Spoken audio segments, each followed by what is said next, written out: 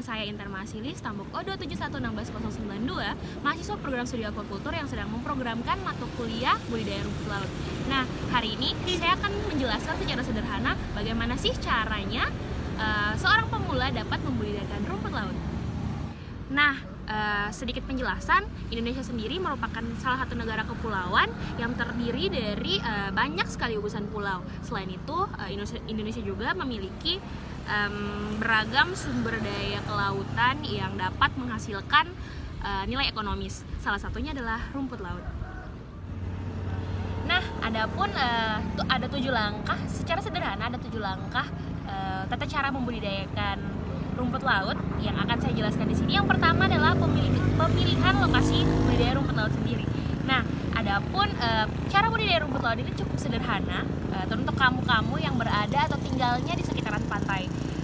Hal pertama yang harus kamu perhatikan ketika memilih lokasi untuk budidaya rumput laut, yang pertama adalah kamu harus menentukan atau kamu harus mencari lokasi yang perairannya cukup tenang.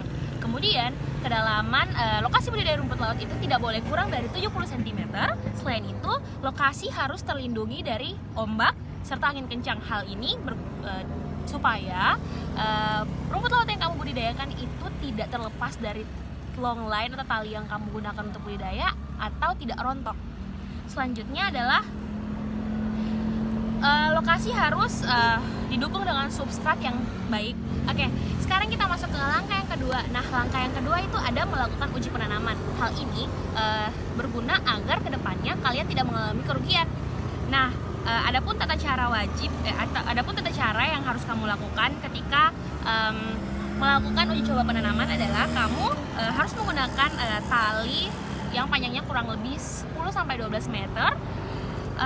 Nah, untuk metode penanaman ini kalian menggunakan jaring dengan jenis monofilament dengan ukuran 5 x 2,5 meter yang akan dikaitkan pada tiang pancang. Sobat aquaculture, sekarang kita akan masuk ke langkah yang ketiga, yaitu memilih metode budidaya rumput laut. Nah, pada video kali ini saya akan menjelaskan tentang metode apung. Nah, di wilayah Sulawesi Tengah sendiri, salah satunya di kabupaten saya, Kabupaten Banggai Kepulauan, masyarakat atau petani budidaya rumput laut itu sering menggunakan metode apung, yaitu menggunakan bentangan tali yang akan diikatkan pada pelampung. Oke teman-teman, sekarang kita masuk ke metode yang keempat, yaitu pemilihan bibit rumput laut yang baik untuk melakukan budidaya rumput laut.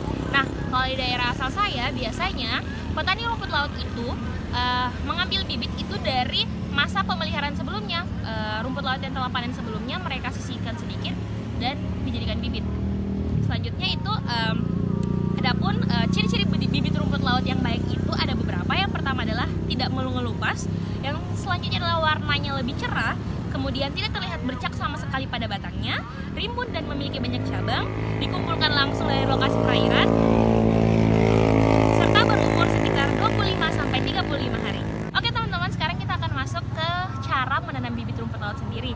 Nah, di sini akan ada 3 cara untuk menanam bibit rumput laut. Yang pertama adalah siapkan tali untuk menggantung bibit, lalu ikat bibit tersebut pada tali yang tergantung. Yang kedua, panjangkan tali berisikan ikatan rumput laut dan posisikan sekitar 30 cm di dasar perairan.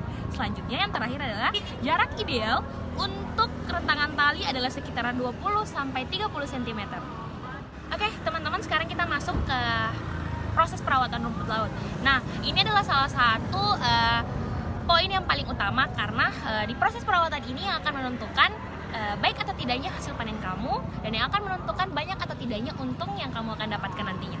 Nah, di sini ada pun beberapa langkah untuk merawat rumput laut. Yang pertama adalah bersihkan talus rumput laut dari tanaman hama yang tumbuh di sekitarnya. Yang kedua, hama yang wajib diperhatikan adalah teripang, bulu babi, larva bulu babi, ikan baronang, dan ikan herbivore lainnya. Hal ini karena ditakutkan para pemangsa ini akan menggerogoti rumput laut kamu sehingga kamu akan gagal dalam melakukan pemanenan atau rumput laut yang kamu pelihara akan rusak. Selanjutnya adalah selalu pastikan ada cahaya sinar matahari yang masuk ke dalam perairan. Pastikan tali terpenggantung bersih dan dari tumbuhan liar dan sampah. Yang selanjutnya adalah periksa rumput laut dari gangguan penyakit. Seperti yang kita sudah pelajari bersama bahwa salah satu penyakit yang paling sering kita jumpai dalam metode budidaya rumput laut itu adalah penyakit ice. Oke teman masuk pada poin terakhir, yaitu poin panen. Nah, rumput laut yang kamu pelihara itu kalau untuk bisnis, kita bisa memanennya dalam masa pemeliharaan selama 45 hari.